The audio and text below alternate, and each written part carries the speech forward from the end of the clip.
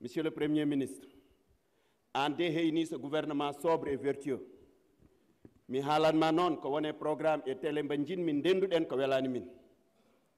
Ñalawma o waɗi ko 1,4 minutes.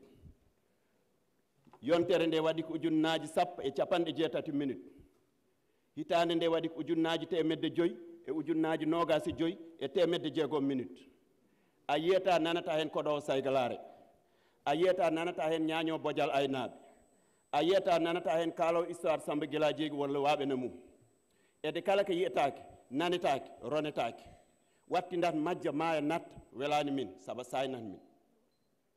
Monsieur le Premier ministre, en déheyni ce gouvernement sobre et vertueux, miɗo yinno gonca ko woñi ha ɗe ɗemɗe baɗaɗe codifié ɗum waɗa e journal men, ɗum waɗa e constitution men, titre premier, article premier, deuxième alinéa, ha ɓe mbatta wadde leurs journaux les samedis et les dimanches.